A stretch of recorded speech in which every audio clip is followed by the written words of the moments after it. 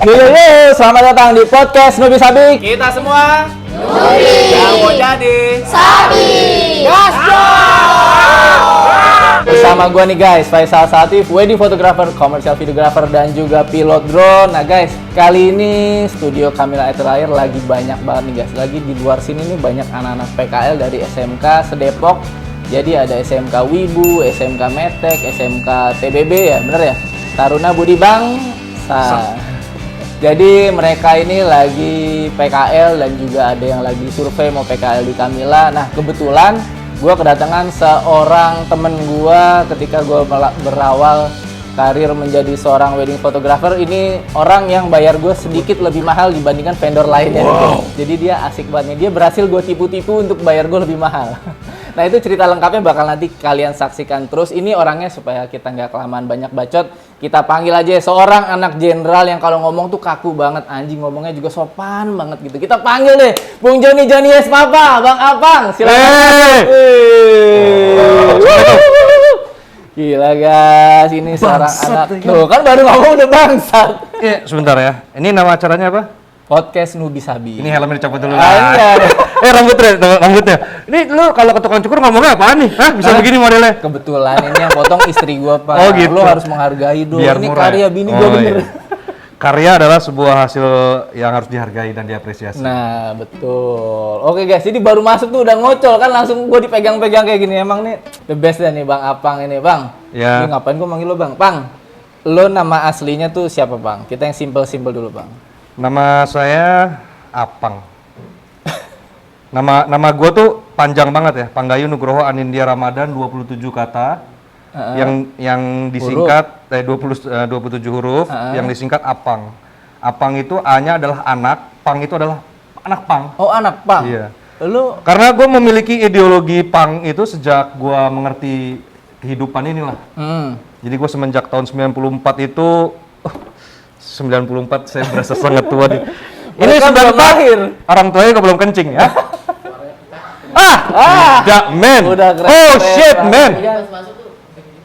Oh. Emang ini biang masalahnya nih. Udah turunin lagi belum? Turunin lagi. ulang. Oke guys, jadi ternyata tuh ngejepret karena listriknya nggak kuat Bang, sorry ya. Itu udah wajar lah. Tadi gue udah denger bunyi-bunyi alien tuh. Ah, bunyi alien? Titit. Kayak titit emang bunyi mulu di rumah. Gue juga stres tuh kadang sebagai manusia tuh kadang denger bunyi listrik itu bikin depresi tau nggak? Mohon maaf penonton, emang gini orangnya. Oke, jadi tadi lagi ngejelasin nama lo Apang, ya kan? Anak Pang, mantan anak Pang. Nah, lu tuh sekarang profesinya apaan, Bang? Profesi sebenarnya banyak ya. Banyak. Profesi itu banyak. Cuman profesi yang enak sebutannya ini aja, yang bikin kita bahagia lah. Asik, yang bikin kita bahagia. Jadi waktu kita kecil kan ada stigma tuh, orang tua zaman kita tuh, generasi kita tuh, kamu gede jadi dokter, kamu gede jadi pengacara, kamu gede jadi lawyer segala macam itu kan. Tapi setelah menjalani hidup, kayaknya esensi kehidupan atau esensi kebahagiaan tuh bukan kita jadi dokter atau kita jadi apa, tapi kita jadi apa yang kita suka. Oke, itu kan dari soal minat dan kesukaan. Tapi kalau yang dibayar lo tuh sebagai apa? Profesi tuh yang menghasilkan duit, menghasilkan cuan buat bayar cicilan rumah, buat anak istri sekolah. Sebenarnya gini, kalau skill ya, kita kemampuan skill sebenarnya ada di sinematografi sebenarnya. Jadi sinematografer bersertifikat kalau kita sebut. Oh, lu punya sertifikat? Ada sertifikatnya. Jadi waktu itu kita sekolah di Singapura itu ngambil digital sinematografi, di mana sertifikat itu harusnya bisa berguna di industri sebenarnya. Jadi kalau kita bicara syuting film di Amerika kan, pernah kita syuting di Amerika itu, kalau lo mau terjun di industri di sana, lu harus punya sertifikat atau sertifikasi profesi. Nah, ternyata waktu itu gue kejar sampai Singapura, belajar digital sinematografi, sampai Indonesia, tukang gorengan juga bisa jadi videografer sekarang. Betul.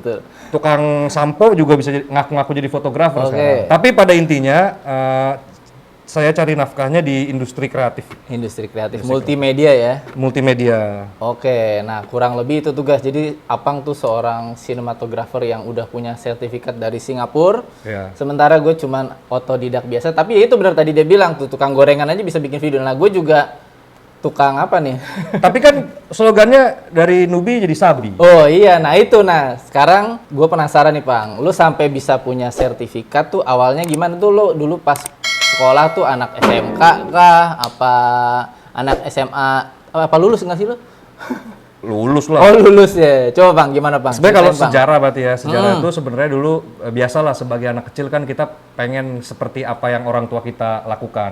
Nah saat itu orang tua gue tuh salah satu, mungkin satu-satunya lah wartawan, bukan wartawan, wartawan perang lah kita sebut. Ih, wartawan wartawan perang. Iya, jadi orang yang bertugas mengabadikan dan melaporkan dari lokasi perang sesungguhnya. Widih. Jadi waktu gua kecil tuh gua selalu khawatir bapak gua dinas ke Bosnia perang, waktu itu ada perang pembantaian umat muslim sama Kroasia tuh di sana sama Serbia.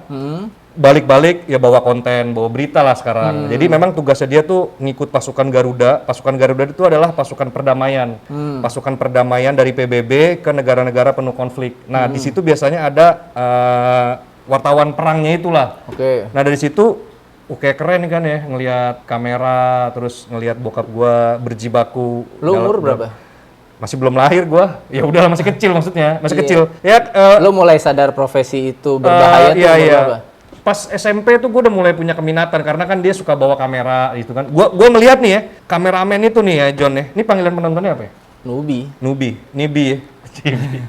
Jadi gue tuh dulu ngelihat profesi kameramen itu ya, itu begitu mencintai profesinya dan begitu mencintai alat kerjanya.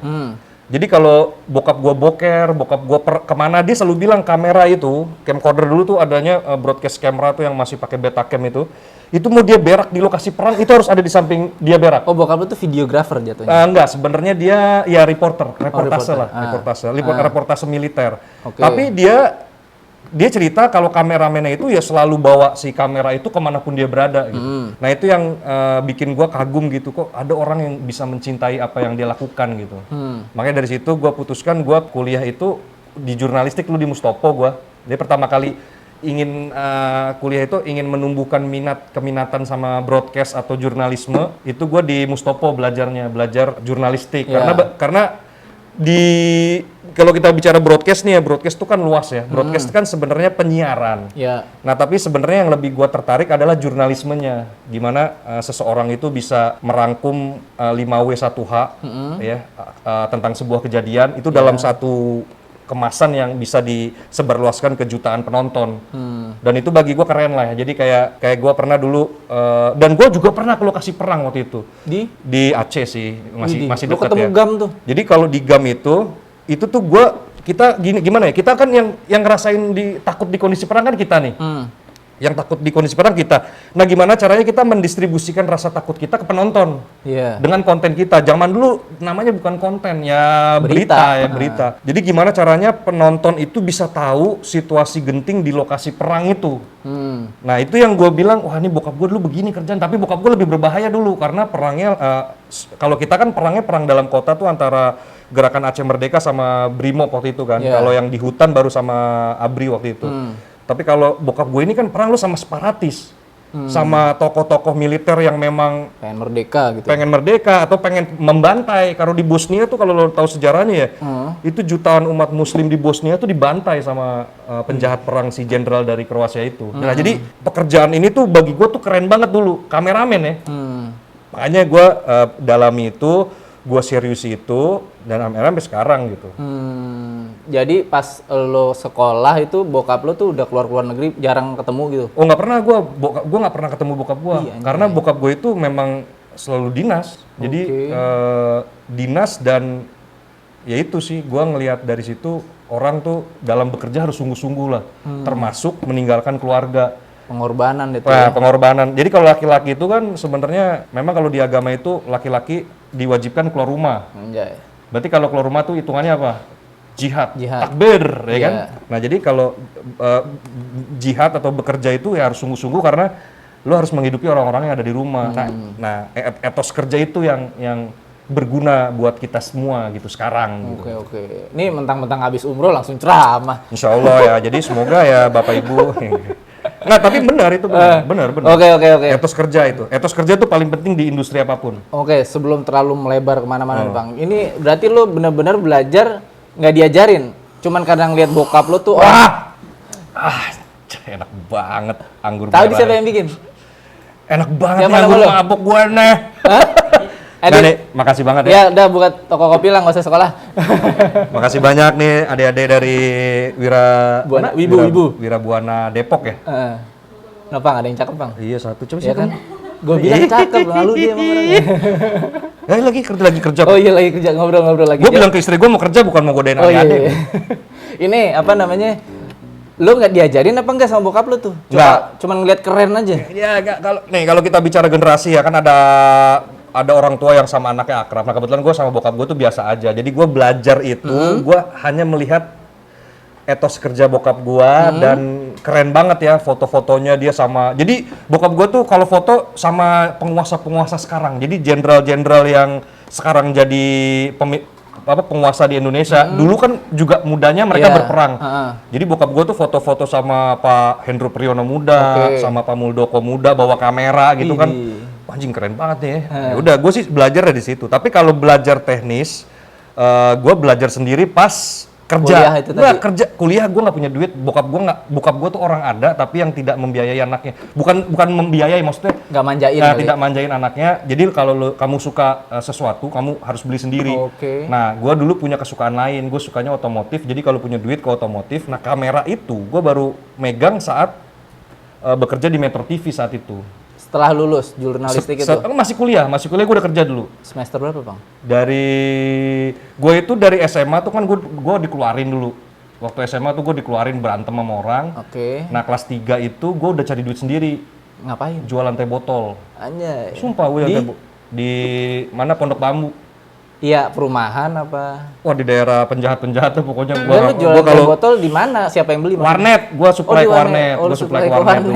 Tapi gue ngekos itu di gang-gang Senggol Bacok gitu. Ya udah di situ belajar tentang kehidupan. Nyari duit deh tuh ya. Ya tapi kalau kamera itu ya gue nggak punya sampai berapa tahun belakangan lah, nggak pernah punya kamera gue. Tapi pas ada kesempatan kerja di salah satu brand kamera, disitulah baru gue explore habis-habisan tentang kamera. Nanti gue bisa ceritain. Oke, jadi lo apa tadi jualan teh botol tuh, tapi sekolahnya terus lanjut apa gimana? Lanjut, gue sekolah sampai S1-nya Mustopo, abis itu gue dapat beasiswa ke Singapura itu kan digital cinematography. Nah terus itu belum punya kamera? Belum, gue nggak punya, karena gue berpikir gini, kameramen itu nggak harus punya kamera, zaman dulu. Kameramen itu, kita bicara kameramen ya, bukan videografer, bukan fotografer. Lu kalau tanya gue bisa jelasin semua tuh bedanya. Kameramen itu ya kamera orang yang bekerja dengan kameranya punya kantor biasanya. Lah kan nggak mungkin gue punya ENG, lu tau ENG, EFP nggak? Electronic News Gathering atau Electronic Field Production, itu camcorder yang segede-gede dosa lu tuh, kan nggak mungkin kita bisa beli. Kalau berapa nih, Mang? Ya kan mahal, dulu bisa 300, 400, 600 kalau yang pakai di MM-an ya sekarang ya. Kalau yang studio kamera gue nggak mungkin punya kan. Tapi ya kalau kerja aja gue ngutik-ngutik kamera itu saat gue kerja. Jadi gue nggak pernah punya kepikiran untuk bisa beli, apalagi maksain beli. Jadi buat orang yang beralasan gue pengen jadi fotografer tapi nggak bisa latihan karena nggak punya kamera, itu bullshit lah men. Bullshit ya. Lagi iya kan nggak harus punya kamera, ngerti gak? Yang penting punya istri lagi. Kan nggak, iya maksud gue nggak harus punya gitu. Iya, yang penting ada keahliannya, yang penting ada kemauan. Betul, ada kemauannya juga. Betul. Oh jadi lu pakai kamera-kamera mahal tersebut? Iya punya kantor. Karena kerja aja. Karena kerja, tapi gue nggak pernah. Lu liputannya apa? Dulu karena gue sukanya perang, ya dulu apa aja kan kalau di Metro TV tuh lu ada bagian ada sports, ada politik. Gue politik dulu. Langsung politik gitu ya. Karena senangnya emang politik, karena kan suka berantem aja. Yang berantem kan harus politik lah. Kalau olahraga jarang berantem, kecuali bola. Di istana gitu-gitu. Dulu ya di DPR kalau gua mau cari duit. Di DPR ya. Lo kok cari duit? Iya kan kalau anggota DPR keluar ruangan pasti nyari wartawan, kasih amplop. Pencitraan gitu. Iya, buat pencitraan wajar. Itu manusiawi. Gua nggak ngalamin tuh kayak begitu-begitu. Terus itu lo kerja di TV berapa lama tuh? Nggak lama gua, karena di situ gua belajar lagi nih. Siapa kamu namanya? Joni. Pahanya najis banget. Bang, ini dilihat sama bini kita berdua. Jadi di situ gue menyadari ya. Jadi kerja itu bener-bener harus pakai cinta. Nah jadi ketika gue bekerja di TV station itu, gue melihat secara ekonomi penghasilannya pas. Tapi gue ngelihat kenapa kameramen senior gue ini mereka tetap menjalani profesinya dengan cinta sampai usia mereka udah lumayan renta. Jadi udah lumayan tua-tua tapi mereka masih cinta aja sama pekerjaannya. Nah, di situ gue dapat sesuatu ini lagi. Jadi kalau menjalani sesuatu lu harus pakai cinta. Lu nggak mungkin nggak cinta sama pekerjaan lu sampai lu bisa bertahan. Apalagi kalau kita dalemin lagi bicara jurnalistik. Lu lihat wartawan senior, reporter senior, news anchor senior, semua tuh orang-orang yang berdedikasi tinggi sama pekerjaannya. You name it lah, siapa Mbak Desi Anwar, Mbak Najwa Shihab, semua orang-orang yang dari lulus kuliah langsung terjun ke jurnalistik dan dia cinta di situ sampai sekarang. Dan sekarang akhirnya mereka menjadi legenda hidup, termasuk idola-idola kita lah, ada Andi F. Noya dan segala macam kayak gitu. Jadi di situ gue nggak lama di situ karena anjing kayak gue harus belajar lagi soal mencintai pekerjaan gitu. Akhirnya udah dalam banget lu ya, filosofis banget tuh. Iya dong, ya lu hidup sekali doang coy. Hidup kalau lu main-main, besokannya liwat kagak dapat apa-apa. Dengerin model. Ya jadi, jadi apa tadi gue? Iya, berapa lama tuh hidup main-main? Jadi gue di situ cuman belajar tentang wah ternyata pekerjaan tuh harus secapek ini gitu untuk mendapat duit gitu. Nah, abis itu gue ini dapat kesempatan itu jadi abang none waktu itu. Abang none. Sih ganteng ya. Abang none. Nah tapi di abang none itu sebenarnya gue hanya mengincar satu. Apa tuh?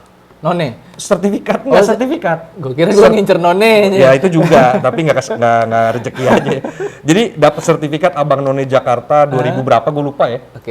Nah itu tuh gue dulu mikirnya, buat kerja gampang kali ya gitu. Lo mikirnya begitu? Mikirnya gitu, gue ikut abang none untuk dapat sertifikat. Ternyata networking yang kita ambil dari situ, terus belajar tentang manner, etika, terus bagaimana membangun kepercayaan diri gitu, retorika, bicara depan publik, segala macam di situ dipelajari. Sampai akhirnya di situ gue ditakdirkan bekerja di salah satu brand kamera, dan itu cukup lama gue di situ akhirnya. Sebagai di Canon itu gue bekerja sebagai gue kerjaan gue lupa dulu gue. Jabatan gue tuh produk spesialis. Bukan engineering, sales support engineering. Sales support engineering. Sales, jadi jualan. Jadi gini kan kalau jualan tuh ya, ada barang, sales tuh kan nggak tahu nih barang cara jualnya gimana. Nah, gue nih harus membuktikan produk ini memang bagus dan bagaimana cara jualnya dan apa keunggulannya dibanding kompetitornya. Jadi kerjaan kita tuh ada kamera Canon 5D misalkan 5D Mark II zaman dulu ya. Nah itu Sony tuh apa saingannya, kompetitornya, Nikon tuh apa. Nah Nikon dan Sony itu kita bedah, kita cari kelemahannya, lalu kita cari keunggulannya Canon. Nah di situ tugas kita untuk menerjemahkan ke sales kita yang ada di seluruh Indonesia. Cara jualan 5D Mark II tuh apa. Makanya dulu salah satu yang goreng switching di industri ya, syuting dari kamera camcorder ke DSLR itu sebenarnya kerjaan kita juga. Jadi kita ngelihat ada potensi teknis dari kamera 5D Mark II yang bisa digunakan untuk video dan punya advantage atau kelebihan bisa ganti-ganti lensa dibanding camcorder yang ada. Nah di situ kita tim-tim dari Canon itu gimana caranya kita goreng ini kamera akhirnya kita jadiin buat video dan akhirnya itu ngerubah industri secara global gitu, kurang lebih gitu. Nah dari situ juga bedah camcorder juga, sinema kamera juga. Dan disitulah kecintaan gue terhadap kamera makin tumbuh. Karena yang dulu gue pengen kamera tapi nggak punya, ini kamera gue banyak nih. Semua kamera Canon terbaru gue pegang gitu.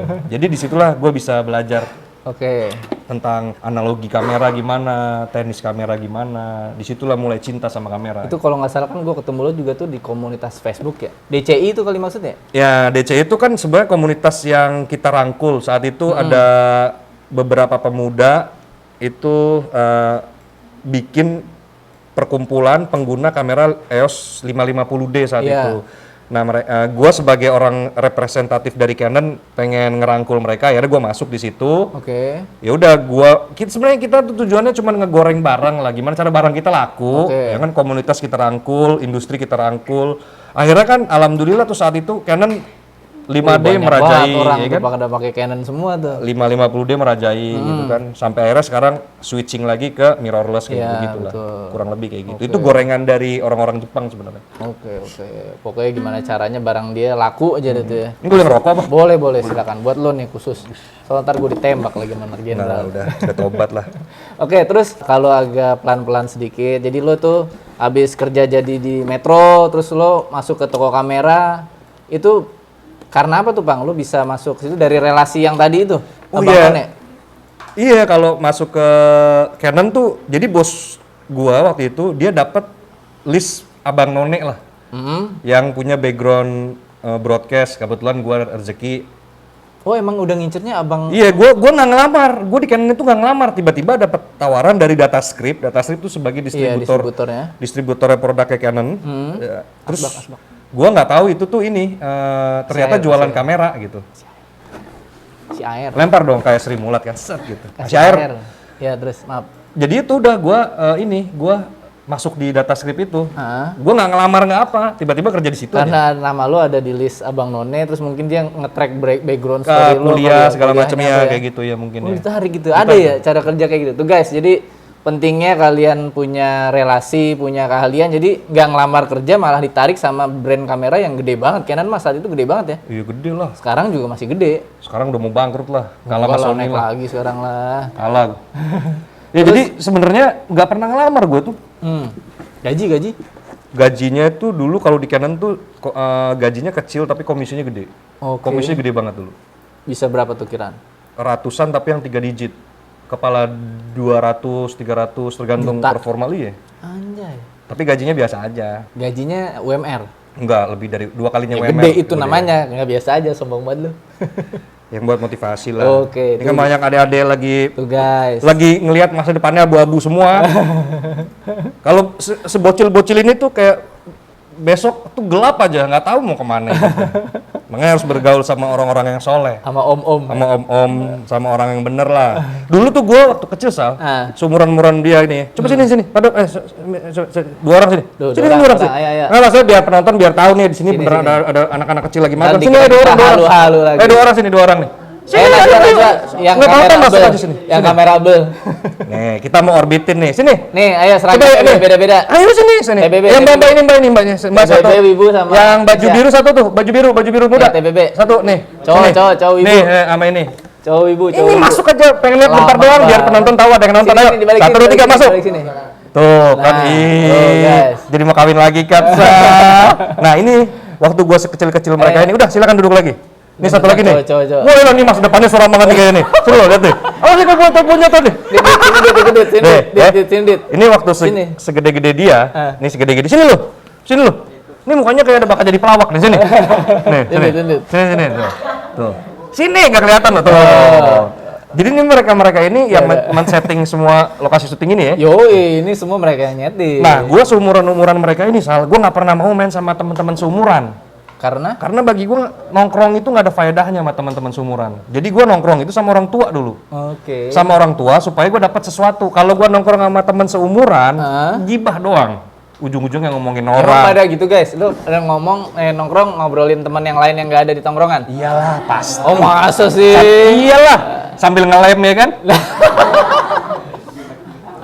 Kita kan pernah muda. Nah, maksud gue kalau seumuran ini gue mah senengnya sama orang tua dulu. Nah, orang tua itu yang nolong hidup gue akhirnya. Lah yang ngasih kerjaan orang tua. Nggak mungkin bocil-bocil segini sama-sama ngasih kerjaan kan jarang. Iya. Kecuali kayak dari ganja ya kan.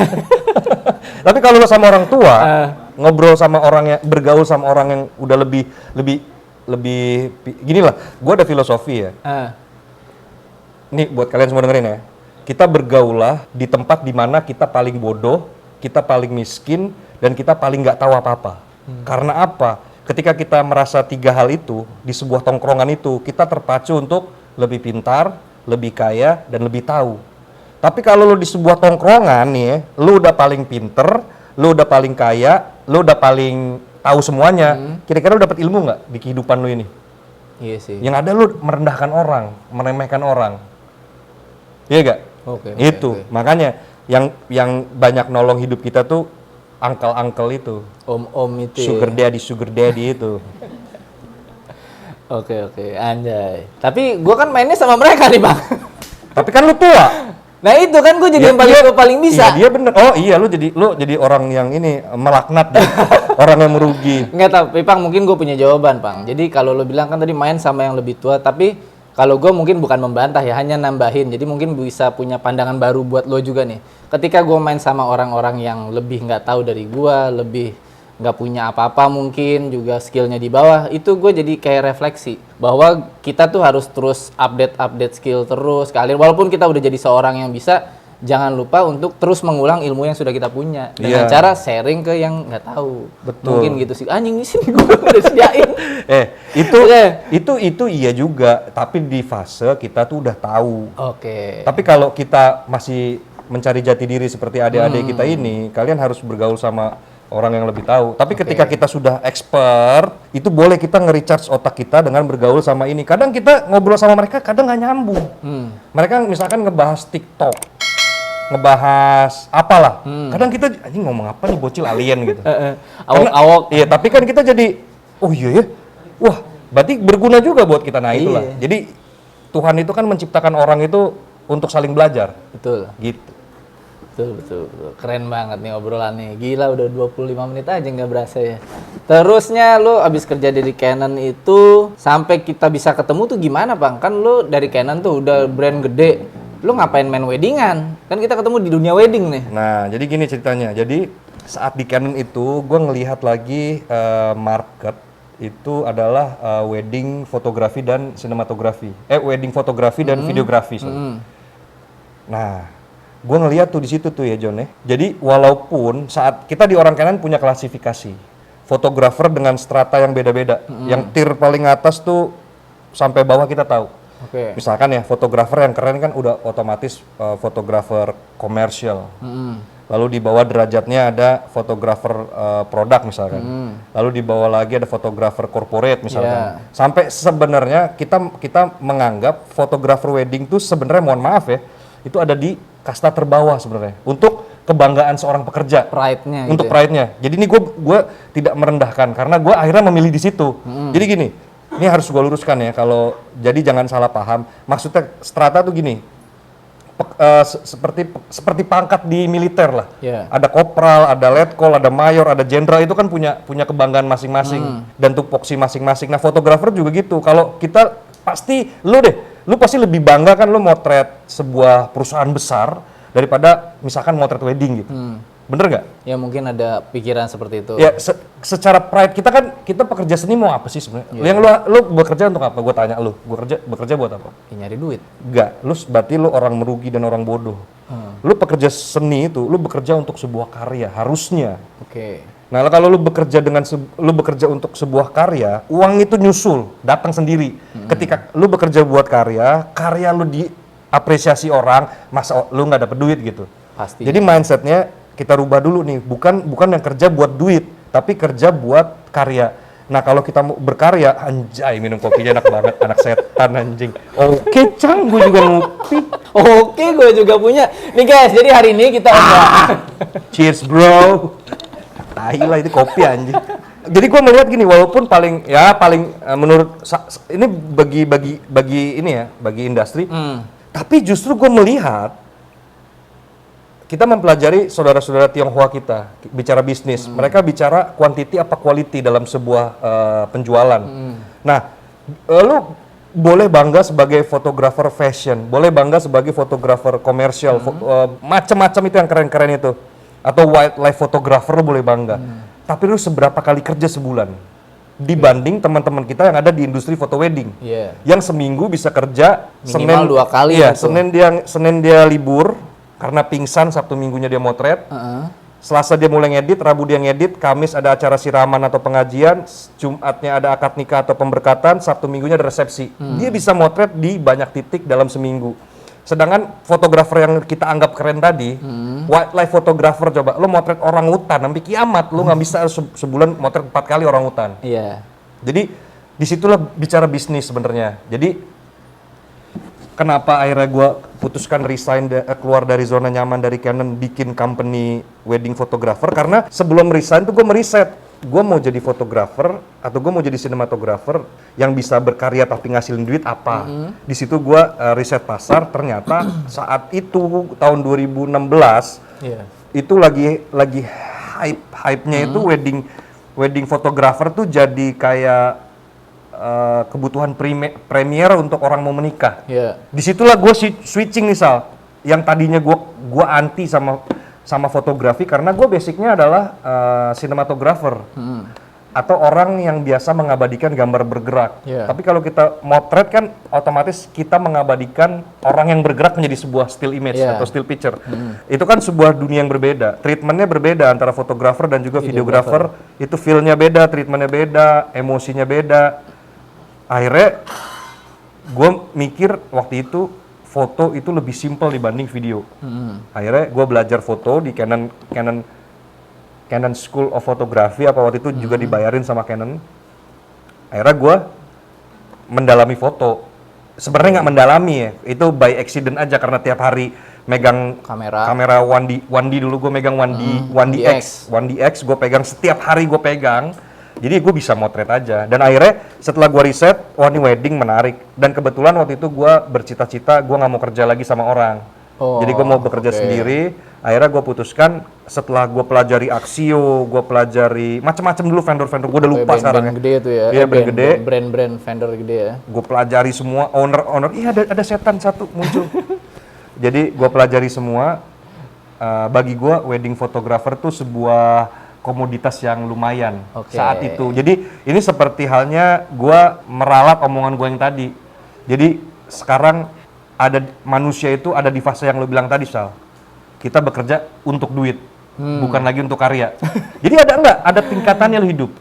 Jadi kalau menurut gue umur 30 ke bawah lo bekerja untuk karya. Tapi once you udah 30 ke 40 udah lo harus cari duit. Nah 40 ke 50 duit harus bekerja buat lo. Jadi siklusnya gitu. Makanya tadi gue bilang konteksnya supaya tidak salah paham teman-teman, kita bekerja untuk karya saat kita muda gitu. Tapi berkarya selamanya, kayak gitulah kurang lebih. Supaya pas awal-awal kerja tuh nggak langsung ngejar duitnya dulu ya. Ini sama kayak banyak contoh ya. Sekarang kan orang bercita-cita pengen jadi YouTuber gitu ya. Nah, tapi dia bikin YouTube cita-citanya mau biar dapat duit karena dia menganggap kita dibodohi sama media selama ini jadi YouTuber tuh kaya gitu. Tapi kita nggak tahu itu tuh YouTube itu adalah sebuah industri di mana orang-orang itu harus kompeten sebenarnya. Ya, lu kan membuat sebuah konten audiovisual harus apa? Harus menguasai teknik audiovisual. Nah, karena dia cita-citanya jadi dapat duit, lu kerja 2 bulan 3 bulan sampai kiamat YouTube itu nggak bakal ngasih lu duit. Akhirnya lu putus asa dan akhirnya channelnya tutup. Tapi kalau lu orientasinya itu berkarya dan lu senang, YouTube itu pasti akan jalan gitu. Ngerti nggak? Jadi itu analogi yang tadi gue jelasin soal proses step-stepnya jangan cari duit, maksudnya di awal muda ya, di awal muda. Ini karena lo udah nyinggung-nyinggung YouTube nih, kayaknya menarik nih Bang, karena kan lo tadinya kerja di Metro TV atau jurnalis ya, terus abis itu lo kerja di toko kamera atau distributor kamera, terus abis itu lo pengen nggak mau kerja digaji orang gitu ya, nggak mau kerja disuruh-suruh orang kan ya? Gue mau bermanfaat buat orang lain. Lu mau membuka lapangan pekerjaan terus akhirnya bikin unlimited motion gitu kan ya? Betul. Itu yang kita ketemu di situ. Nah terus makanya tadi lu bilang kenapa gue bayar lu lebih mahal kan? Oh iya, benar. Itu kenapa ya? Ya itu karena itu. Gue melihat nih ya, lu kalau lu mau kaya sendirian, tapi tetangga lu, temen lu, sahabat lu nggak dapat faedah dari lu dan nggak dihargai itu, makanya buat apa lu hidup? Makanya gue dulu waktu gue baru pertama kali 2016 buka wedding fotografi, standar freelance photographer di Jakarta itu mungkin antara 500 sampai 2.500.000 lah. Kalau yang 2.500.000 udah expert ya. Rata-rata sih sekitar 700-800 tuh. Tapi saat itu gue klien pertama gue udah bayar orang itu 1.500.000 ya kalau nggak salah, apa 1.250 gue awalnya. Awalnya 1.250 tapi naik apa turun gue tanya? Naik terus kan? Karena walaupun lu tidak berfaedah buat gue, tapi lu sudah berusaha, atau bukan lu lah, semua tim gue berusaha memberikan value ke gue sehingga gue diapresiasi sama klien. Itu mengapa gue harus apresiasi pekerja-pekerja gitu. Iya dong, kita kamera 2 pakai jas, pakai gitu kan. Bangun pagi banget buta sampai malam. Ya makanya gue harus wedding photographer derajatnya harus dinaikin. Dengan cara harusnya vendor tidak serakah seperti itu. Oke, keren. Jadi emang harus dinaikin. Ini para Tapi makin freelancer tua, senang nih. makin tua, lu harus turunin. Karena kitanya makin punya kehidupan. Oh. Awal-awal Oke. saling berbagi lah. Saling berbagi, tapi kan ini juga ya, sesuai dengan pendapatan kita juga menyesuaikan. Tapi paling nggak lo sudah ada niat untuk mengangkat derajat para teman-teman lo fotografer yang lainnya gitu kan ya. Iya. Kurang lebih seperti itu. Ya, yang penting bermanfaat lah. Lu sama kayak dosa itu kan 40 meter ke kanan ke kiri dapat dosanya. Lu berbuat baik juga ya 40 kanan 40 meter ke kiri harus dapat kebaikan yang lu lakukan setiap hari. Nah, itu di UM kita kan juga karena lu juga relasi lu tuh kan teman-teman Abang None, makanya klien lu cantik-cantik ganteng-ganteng ya.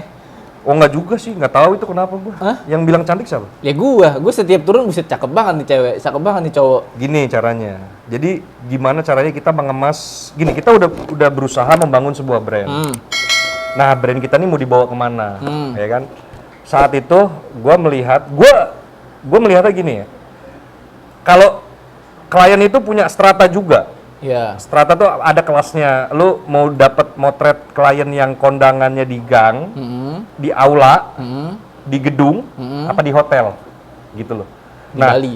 Ya atau di Bali ya itu di rate kan, di Yeah, rate. Nah, itu bisa kita create dengan packaging yang kita kasih ke customer itu. Oke. Nah, kebetulan saat itu gua itu memang meng-create si Unlimited Motion atau brand wedding foto kita ini motret cewek-cewek selatan yang papan atas. Oke. Target kita memang cewek-cewek Jakarta Selatan yang papan atas. Oke. Nah, alhamdulillah kebetulan ya mereka cakep-cakep ganteng-ganteng. Gitu. Sebenarnya lebih ke situ. Jadi gini, kalau customer kita cantik, yang motret tukang gorengan juga cakep gitu. Pastinya. Jadi fotografernya nggak perlu effort untuk motret si subjek yang memang cantik. udah keren. Dan hampir semua pengantin kan pasti cantik di hari H gitu. Jadi Make up. memang kebetulan aja gua create-nya di situ. Mas target pasarnya lah. Tapi bukan berarti kita pilih-pilih customer nggak juga. Gitu. Tapi itu bagian dari strategi bisnis aja lah. Oke. Ini mungkin kita cerita sedikit nih, Pang, soal UM. Karena kita kayaknya pernah ngobrol-ngobrol, lo tuh pernah dapat komen dari customer lo, Pang, foto lo kok banyak banget sih? Iya nggak? Fotonya banyak maksudnya? Foto lo kan, lo kalau ngambil foto kan, gue masih inget nih, Pang, gue kalau foto nih sama lo nih, sama vendor lo nih, gue udah bawa kamera kan, gue kan bawa kamera 2 ya, satu udah depan pelaminan, terus ketika lagi nggak foto pelaminan, lo tuh minta teman-teman untuk tidak berhenti moto, tetapi langsung lari ke pelaminan untuk foto ambil candidnya. Terus lo pernah dapat masukan dari customer lo, Pang, foto lo banyak banget nih, gue sampai pusing milihnya. Nah, itu emang gimana tuh lo bisa ceritain kenapa lo menerapkan hal itu? Karena kan ya ada yang suka foto candid diambil dengan berbagai macam ekspresi. Kita kan udah nggak ngelihat yang cuman diambil yang indah-indahnya juga, tapi yang jujur gitu kan. Nah, itu pandangan lo tuh kenapa tuh, Pang? Jadi gini, ini kan sebenarnya waktu itu kan kalau kita kerja di wedding industry tuh pekerjaannya tuh orang-orang yang sudah di industri itu lama ya. Ya. Fotografer wedding tuh udah ada yang 10 tahun berprofesi sebagai itu, 15 tahun. Lu udah berapa tahun tuh? 8 tahun ada kali ya? Kurang lebih saat itu sekitar 5-8 tahun Nah, lah. gua itu orang yang tahu ketika kita ada di sebuah titik, kita itu ada di comfort zone. Nah, ketika di comfort zone tuh kita jadi main aman. Nah, fotografer wedding saat itu gua merasa anak-anak ini nih, si kameramen atau fotografer wedding, ini udah kelihatan nih, ngambil gambarnya template. Ngambil gambarnya main aman aja. Karena kan rentetan kawinan tuh udah terstruktur. Sama aja gitu ya, Dari akad nikah rundown-nya. sampai dari abis akad nikah tuh yang kita favorit biasanya sungkem kan. Iya, sungkeman. Izin nikah yang nangis-nangis segala macem. Habis itu resepsi, ritat segala macem. Dan itu template. Nah, kenapa gue selalu galak untuk lu foto terus. Sebenarnya gue tuh memberikan kalian ruang untuk kalian keluar dari zona nyaman itu. Jadi fotografer itu harus dipecut.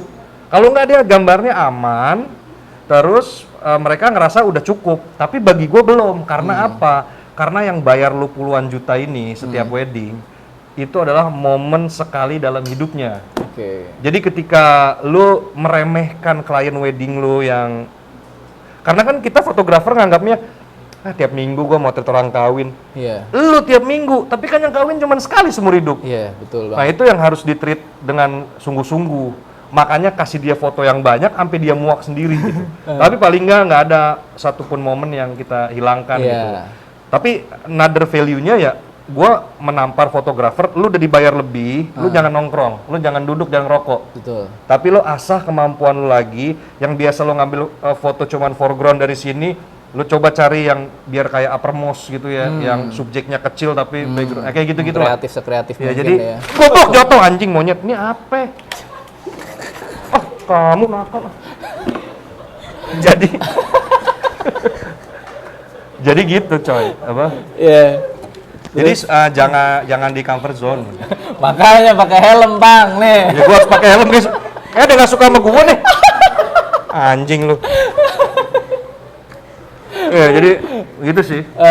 Jadi emang harus di ini sih, apa kerja tuh harus ada yang macu. Nah tugas kita sebagai supervisor ya, kita kan sebagai owner, sebagai bos gitu. Ya.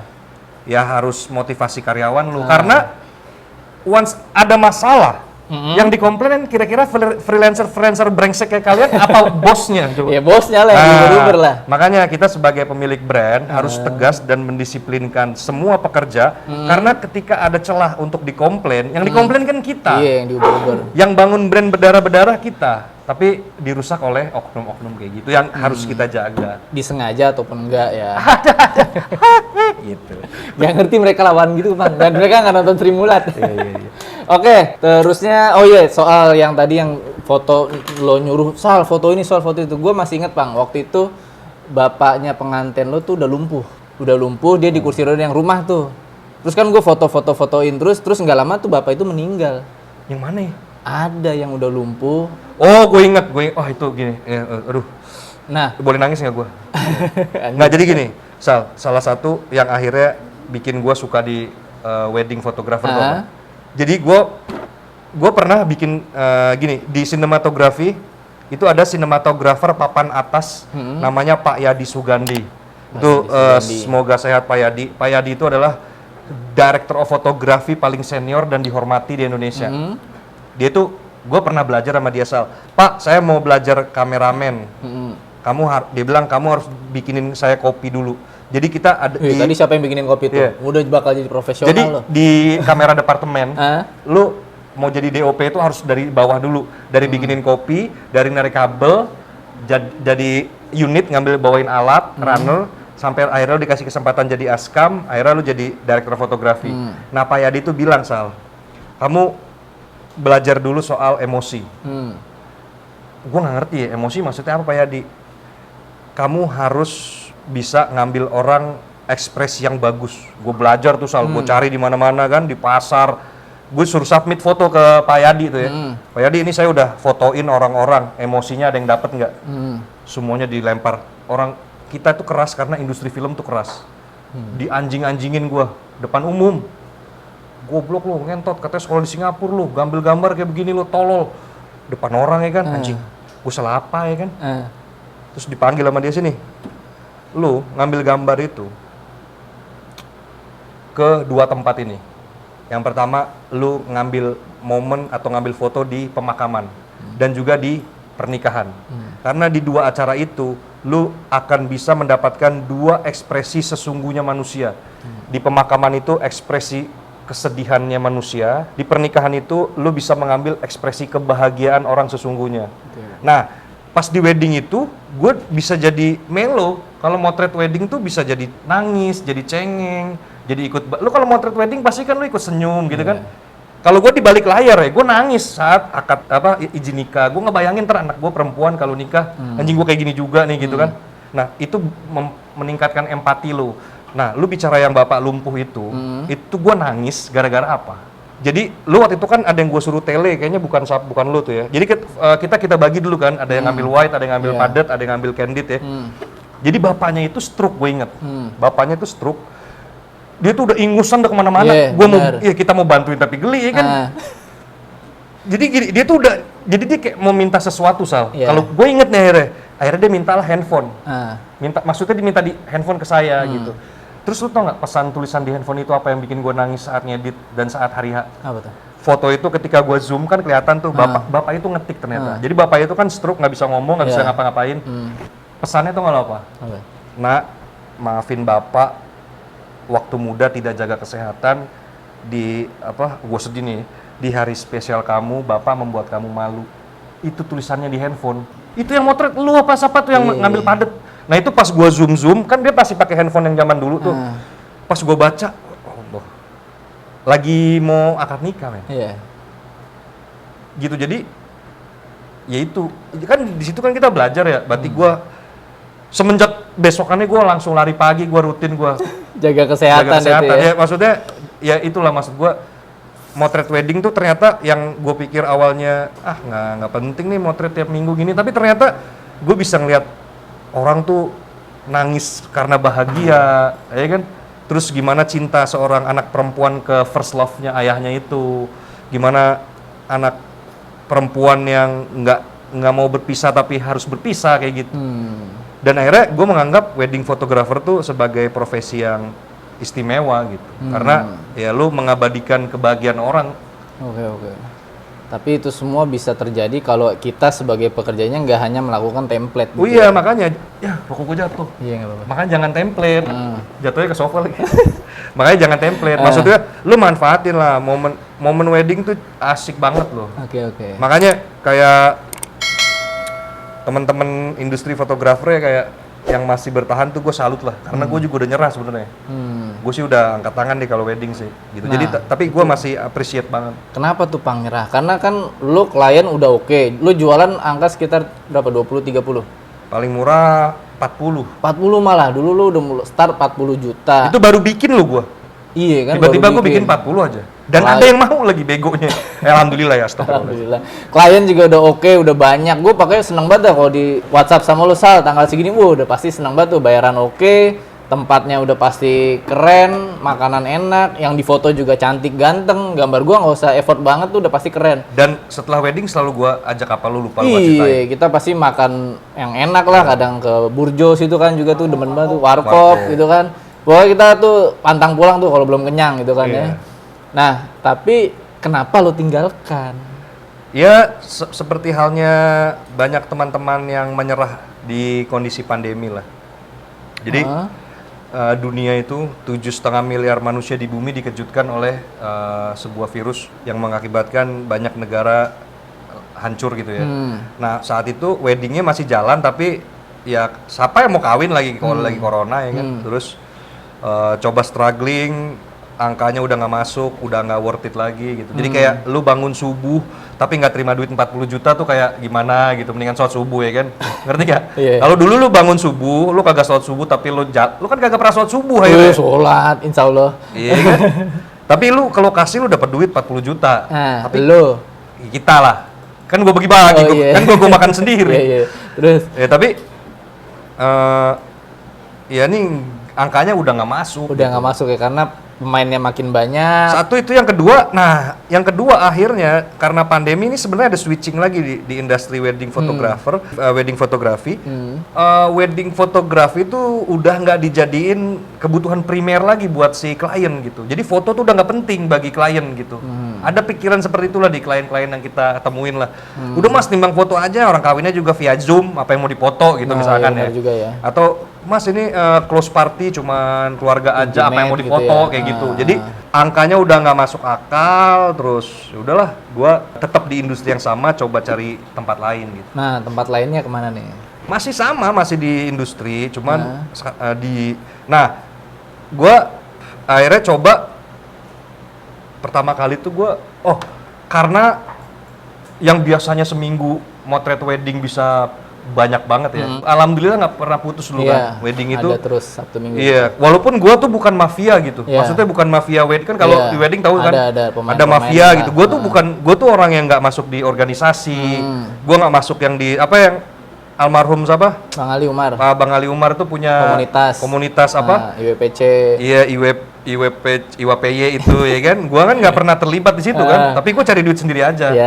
Nah, gua ini sih akhirnya nggak bisa alat lengkap, alat banyak, SDM gue banyak, karyawan banyak, terus lampu ada, kamera ada, semua ada yang pokoknya ini alat nggak boleh diem kan, gitu. Walaupun ini udah punya sendiri, tapi ya udah akhirnya daripada wedding nggak ada, akhirnya gue teringat sesuatu gitu.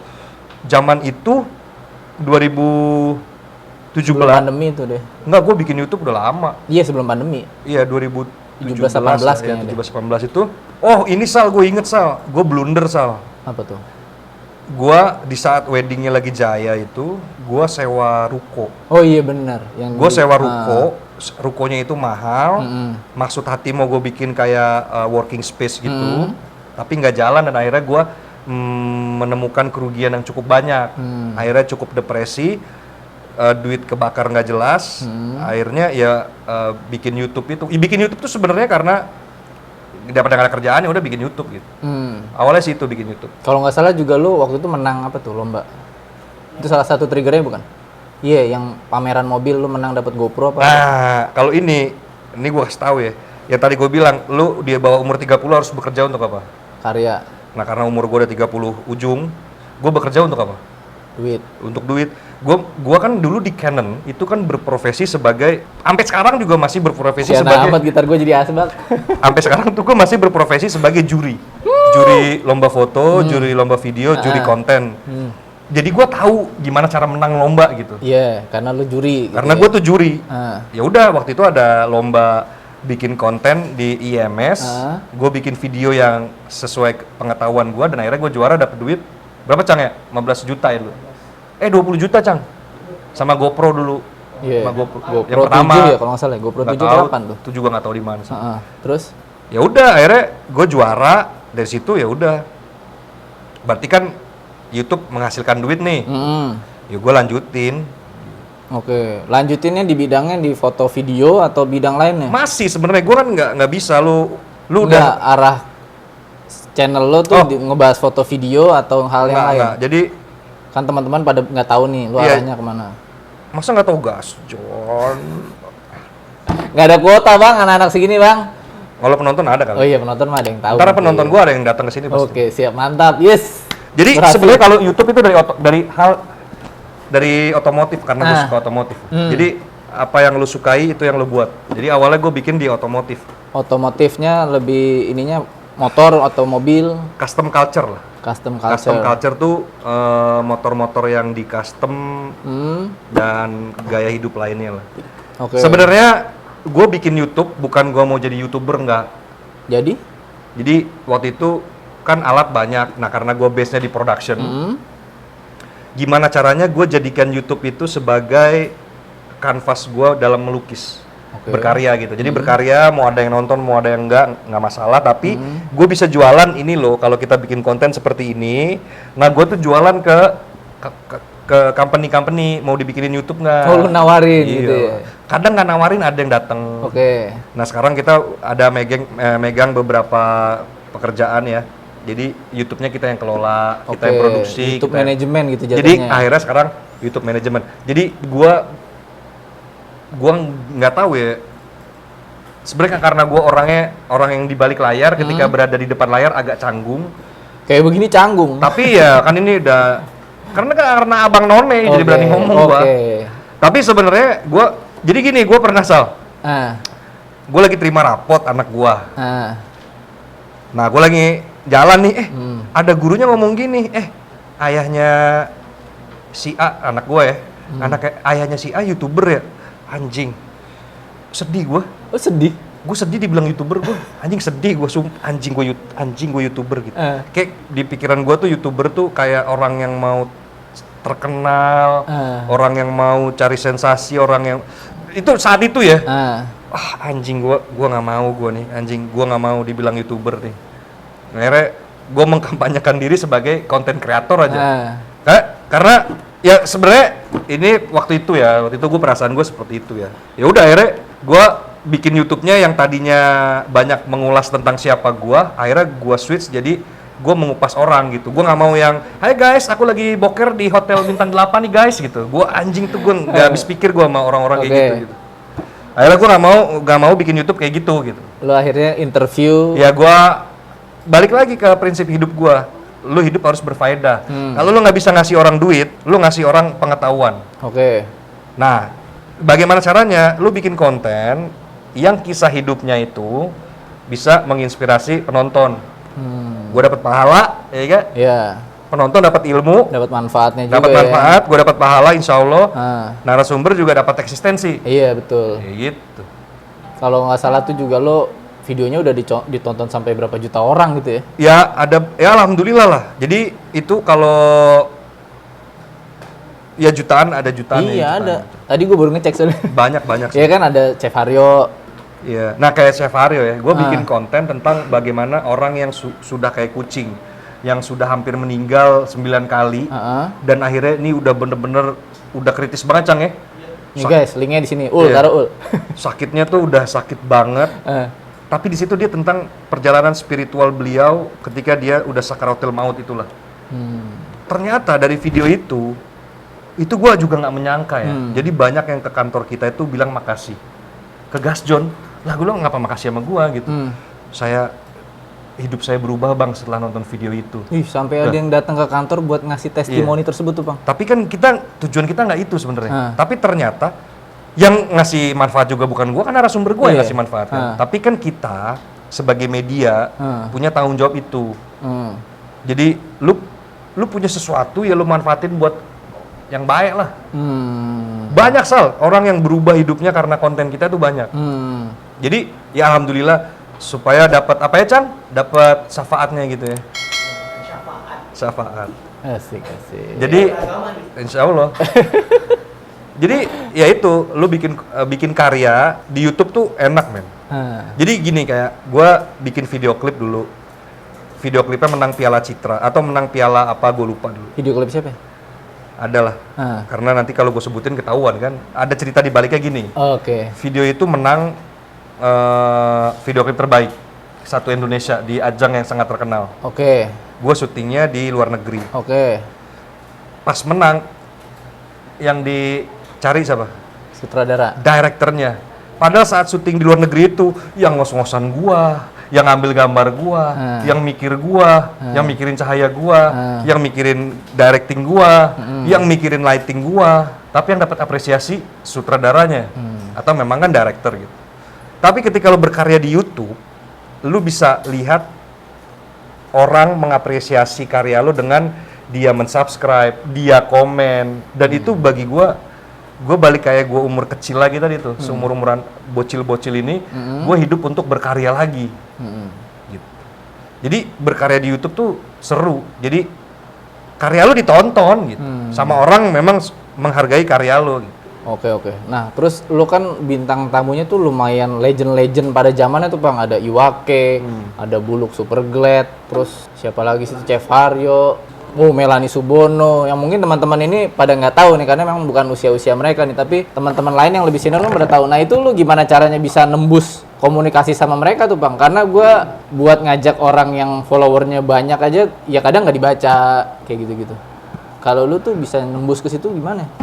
Apa karena lo ganteng? Enggak juga. Jadi gini, Sal, lu percayalah satu hal ya, ketika lu berkarya sungguh-sungguh, apresiasi itu akan datang. Oke. Jadi gua nggak pernah bersusah payah untuk mendapatkan narasumber yang legend itu. Itu mereka mau mungkin karena mereka melihat apa yang gua buat itu memang tulus, bagus dan murni, itu cinta gitu. Oke. Jadi itu sebenarnya gue dapat narasumber bagus itu apresiasi si narasumber aja gitu. Jadi kayak Iwake, anjir lu kalau nggak punya YouTube nggak mungkin lu ketemu Iwake. Iya. Nggak mungkin gue bisa ngecengin Iwake. Iya. Lo main ke rumahnya ya? Gue main ke rumahnya. Lu kalau nggak punya YouTube nggak mungkin lu bisa ketemu Jering. Iya, bener juga lo. Lu kalau nggak punya YouTube nggak mungkin lu ketemu Melanie Subono. Nggak mungkin lu ketemu Eno Netral. Oh iya. Tapi lu juga nggak akan mungkin ketemu mereka walaupun lu punya YouTube. Tapi YouTube lo itu tidak diapresiasi oleh mereka gitu. Nah gimana caranya biar diapresiasi tokoh-tokoh ini? Ya lu harus berkarya yang baik, yang bagus. Jadi ketika lu udah di fase orang tuh akan cari gitu. Jadi lu jangan berkarya tuh jangan takut. Nanti gue nyari narasumber. Bahkan banyak yang nanya ke gue nih kan, banyak yang subscriber ke kantor itu, bang setiap syuting modal duitnya berapa? Ngundang-ngundang bintang tamu besar itu. Gue nggak pernah keluar duit gue. Lu nggak pernah bayar tuh? Gue nggak. Alhamdulillah tuh semua narasumber kita itu nggak pernah ada yang kita bayar. Karena dalam industri ini ada yang namanya barter lah. Mereka juga perlu eksistensi, mereka juga pengen bagi kisahnya, kita dapat tayangan gitu. Jadi nggak ada gue keluar duit sama sekali. Walaupun ada yang minta juga ada. Ada beberapa tokoh yang Mas ada ongkosnya, transportnya nggak gitu-gitu. Kayak ini kan gue datang ke studio jauh ini kan gue dibayar berapa nih? Kopi. Itu ada Oke. yang minta juga San. Jadi kita pernah Cang dulu Cang ya? Ada salah satu. Jadi sebut saja Mawar lah. Dia tuh salah satu transgender pertama di Indonesia yang meraih gelar doktor S3. Oke. Tapi transgender. Tapi gelarnya S3. Gue Tapi- cuma D3, Bang. Iya, jauh.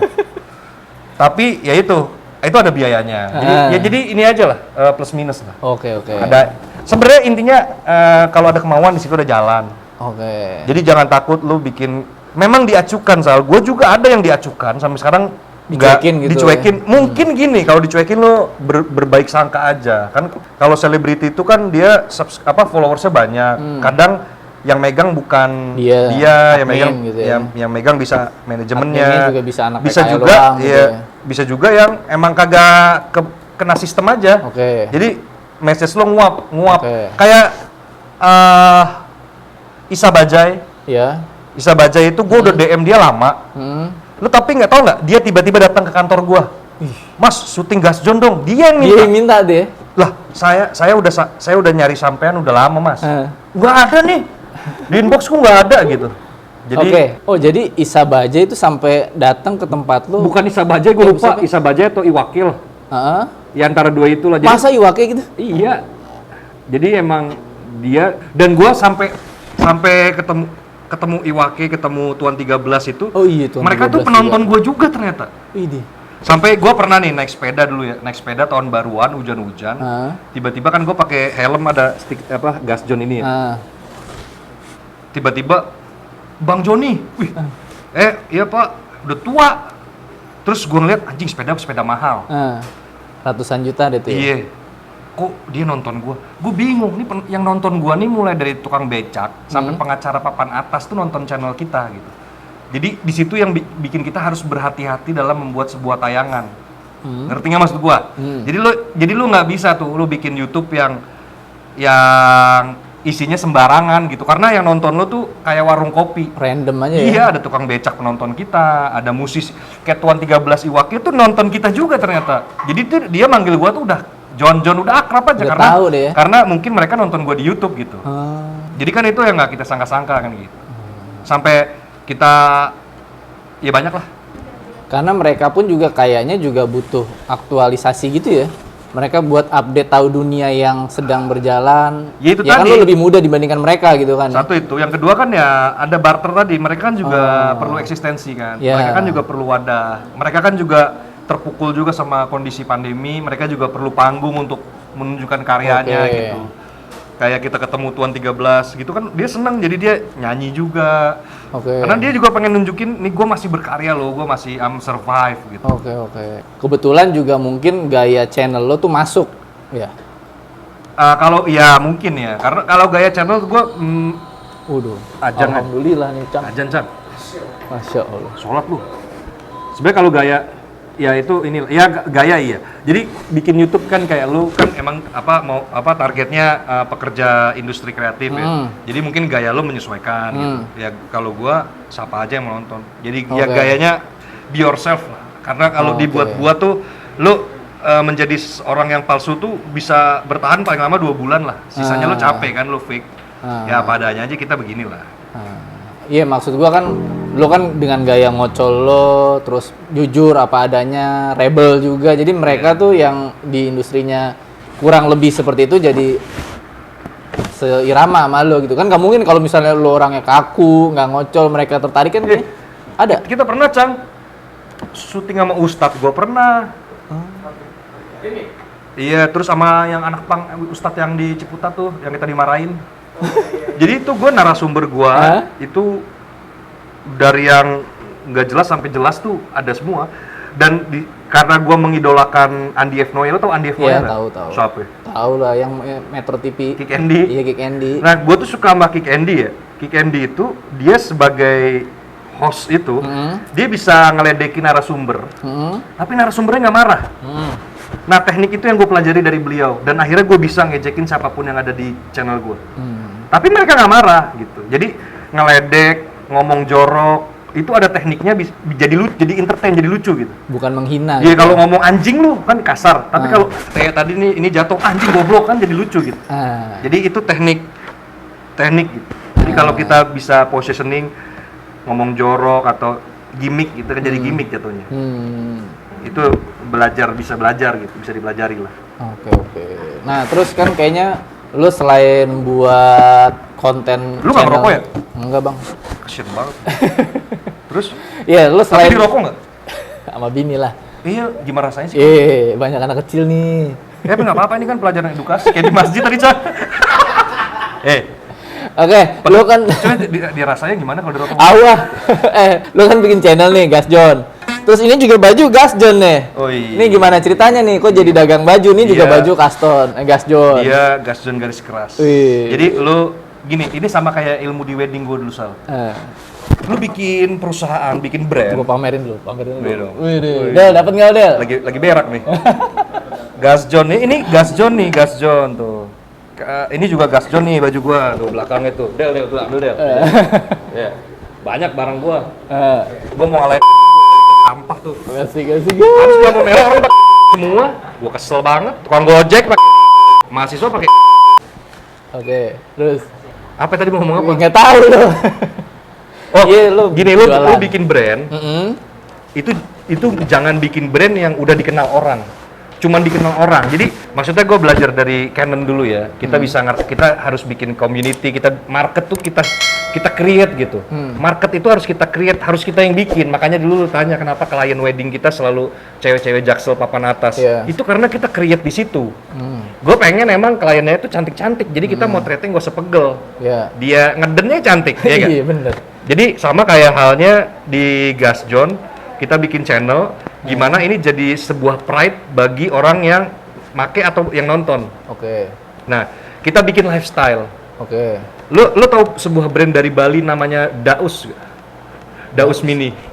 Deus, bego. Oh, Deus. ya. Iya, Deus Ex Machina itu. Nah, Deus Ex Machina itu.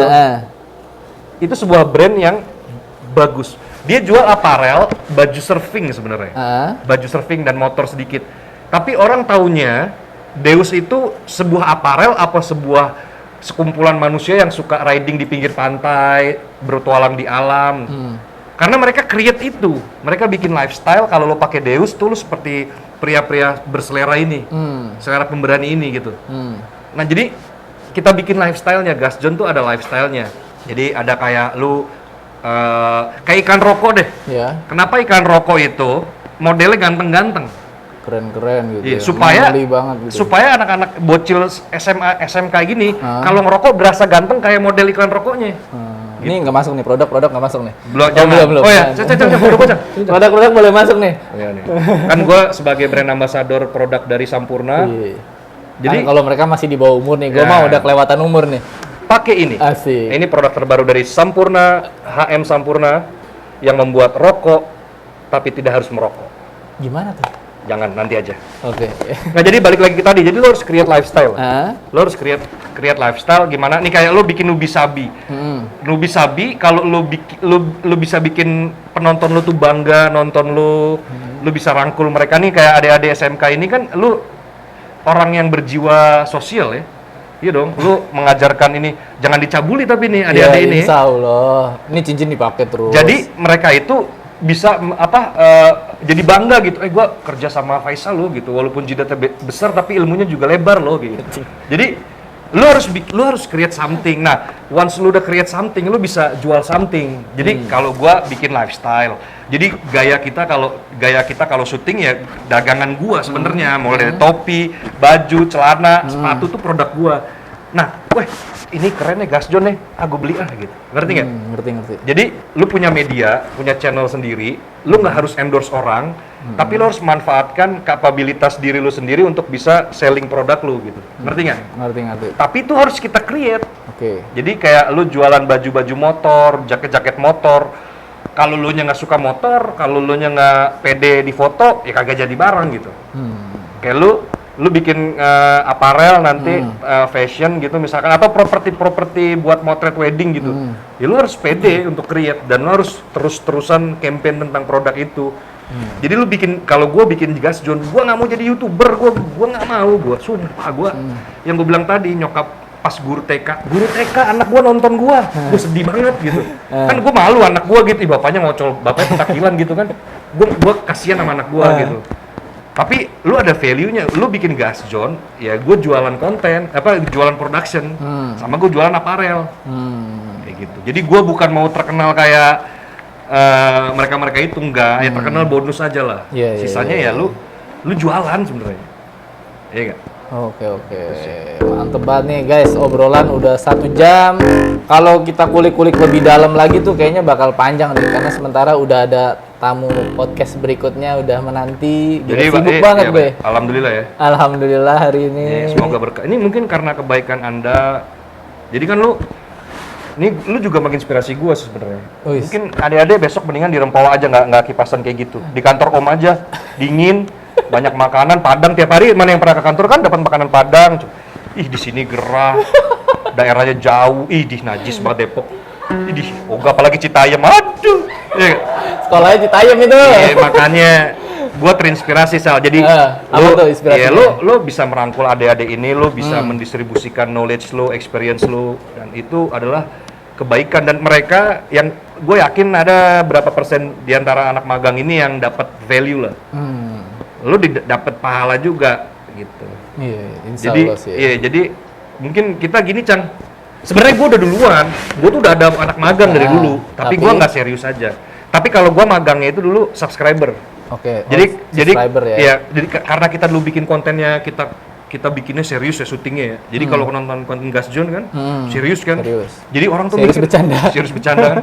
Ih keren ya ini sinematografinya. Terus audionya juga bersih, visualnya juga enak gitu. Nah mereka pengen belajar, banyak yang ke kantor dulu. Jadi mereka bisa bikin konten di Gas John. Oke. Jadi mudah-mudahan sih lo jadi bisa nih ngerangkul anak-anak SMK di sekitaran mana kantor lo? Di Rempoa. Oke, Tangerang Selatan guys. Jadi buat nonton video ini yang lo masih SMK dan pengen coba kerja PKL di tempatnya Gas John, silakan ya DM di sini ya. Repotin aula lagi nih. Oke Bang, kita ngobrol udah sejam. Mungkin gue minta kritik saran nih buat gue sebagai host atau channel gue yang masih segitu-segitu aja. Kira-kira masukan dari lo tuh supaya channel gue bisa melesat mendekati Gas John atau channel lainnya tuh supaya manfaatnya lebih banyak lagi tuh gimana Bang? Sebenarnya jangan rendah diri lah. Jadi sesuatu itu selalu diawali dengan 1 subscriber atau 1 followers. Yang kalau kita cinta, kalau kita serius, kita komitmen, itu bisa jadi 1 juta, bisa jadi 10 juta gitu, ngerti nggak? Jadi jangan pernah rendah diri sama karya yang kita buat sendiri. Kalau lo rendah diri dengan karya lo, berarti lo tidak percaya diri. Nah ketika Anda sudah tidak percaya diri, Anda berarti sudah mati. Itu 1. Jadi lo kalau lo yakin di sini lo bisa, daripada nganggur ya kan, mendingan datengin, ini ada tamu lagi, siapa namanya tadi nih? Reza Herlambang dan segala macam itu bisa berfaedah buat ekonomi sekitar, itu 1. Yang kedua, lu harus ngebangun brand image lu. Nggak mungkin ya kalau gua jadi produser di sini, lu udah pasti gua tendang. Yang pertama, lu pakai celana pendek, itu sangat tidak menghargai tamu. Maaf ya. Ya kan? Terus yang kedua, lu tidak bisa membrand image diri sebagai seorang yang profesional. Dengan cara, ya lu kalah pede sama gua. Harusnya ketika lu ada di sebuah acara lu harus menguasai panggung. Jangan orang lain yang jadi nguasain panggung, ngerti nggak? Iya dari tadi lu suara kenceng banget. Itu, karena gua ngetes lu nih. Nah, lu ternyata terintimidasi. Poinnya berapa nih? Tapi lu belajar lah. Belajar. Ini kan tadi kan lu minta masukan, jangan lu malah mau marah sama gua. Enggak, poinnya kan berapa? Kalau gua kan jujur aja. Berapa? Pontennya berapa nih? 1 sampai 10. Yang gua apresiasi dari lu tuh adalah kemauan lu untuk terus belajar. Walaupun lu udah tua, ya. Tapi lu tuh kayak anak muda yang mau terus berkarya. Dan itu yang gua udah nggak punya. Jadi kita saling belajar. Lagi hilang. Iya, lagi hilang. Jadi lu masih ada daya gedor untuk coba teknologi baru. Kalau gue udah muak lihat kamera, gue udah muak lihat ini teh, aduh lampu gini gue udah males ngeliatnya, gue udah jijik gue. Tapi lu tuh masih, itu yang gue nggak punya. Nah, jadi kalau lu mau punya channel, brand image lu harus kuat. Oke. Lu harus menguasai panggung dan lu harus menghargai diri lu sendiri. Oke. Dengan cara lu menghormati orang. Itu mengapa kalau kita syuting itu kita harus sewangi mungkin, seganteng mungkin, serapi mungkin. Karena ketika narasumber lu merasa dihormati kan. Nah, ketika merasa dihormati, mereka jadi nyaman. Ya, kayak gitulah. Jadi itu soal etika dan komunikasi sebenarnya. Oke. Jadi kalau channel ini gue ngeliatnya ya madesu sih. Nggak. Lu ada jangan kan tadi udah gue bilangin di poin pertama ya kan. Kalau lu rendah diri, akhirnya lu kehilangan percaya diri, lu mati. Tapi lu mau terus jalan, akhirnya kan pasti penontonnya ada pasti, nggak mungkin kan. Jadi tetap keep on Keep on berkarya, track gitu ya. keep on track, berkarya, dan lu tujuannya jangan uang. Karena di YouTube itu nggak ada uangnya, kecuali udah kayak yang besar-besar lah. Tapi jadikan ini sebagai sebuah karya, lu cari pahala, penonton lu dapat faedah, lu bisa ngebantu adik-adik SMK ini praktek ya kan? Ini kan yang syuting semuanya adik-adik SMK dari Wirasakti nih, ya kan? Banyak. Ada 3 SMK, Wirabuana, Metek, TBB. Wirasakti siapa anjing? Nggak ada. Wirabuana, Metek, Media Teknologi, Taruna Budi Bangsat. Budi Bangsa ya. Jadi ya ada 3 SMK di sini tuh. Kita SMA, kita waktu kelas 2, ini mereka kelas 2 kan? Lah kelas 2, kelas 11. Kita kencing aja belum lurus, dia udah bisa pasang lampu kan? Berarti usaha Anda berhasil. Alhamdulillah. Apalagi tadi ada yang ini ya kan, yang ada dari jauh-jauh nih kan? Dapat faedah, semoga lu dapat inilah, dapat faedah lah. Oke, terima kasih Bang, udah kritikannya cukup menampar, tapi insya Allah sih justru ketika kita ditampol orang, dijatuhin orang, Katanya ketika ditampol orang, ya kan? anak jenderal susah balasnya. Itu kita harus terus berdiri lagi ya, bangkit lagi, colek dikit ya biar nggak ada motivasi juga. Nyerang gue mulu ntar gue serang nih, panjang nih kontennya nih. Iya. Ya itu obrolan internal ya, jadi apa namanya ya, pokoknya mau lo dijatohin, mau lo direndahin, tidak dianggap atau dipandang sebelah mata, terus bangkit lagi, terus di gas John ya. Iya dong, gas John dong. Di gas John. Oke deh Bang. John. Thank you banget Bang kehadirannya di Sama-sama. sini. Salamannya bener dong gimana sih? Semoga Kayak ijab kabul nih. Ini ya lebih maju lah. Amin. Ini juga fotografer waktu gua nikah tuh dia juga yang moto tuh. Fotonya keren nih kayak gini nih fotonya nih. Oke guys, terima kasih telah menonton video kali ini dari podcast Nubi Sabi dengan tamu kita seorang anak jenderal yang ternyata gue baru tahu juga ternyata dia tuh bapaknya punya darah seorang jurnalis. Gue kira bapaknya tuh jenderal nggak ngurusin berita, ternyata memang seperti itu. Jadi apa namanya tuh, buah jatuh tidak jauh dari pohonnya. Jadi mungkin anak gue jadi ini Pang. Jadi mungkin anak gue ngintip-ngintip kali ya tadi ya. Jadi gue lagi bacot nih kan anak mereka kesini. Terus ketika mereka cari makan keluar, gue ke dalam, yang bikin gue tersentuh tuh anak gue ngomong apa? Papi Manggil anjing. Iya. Mana orang Depok manggil papi? Anjing gue dong ngomong keren ini Bang, lu bercandain. Jadi papi. Ya beneran yang manggil begitu. Iya, terus Nanti kakak kalau besar mau jadi fotografer. Astagfirullah. Anjay. Jangan nak dibayar laman. Oke guys, kalau gitu sampai ketemu lagi. Gue Faisal Satif dan sama Gas John. Assalamualaikum. Oke, waalaikumsalam warahmatullahi wabarakatuh guys. Dadah guys.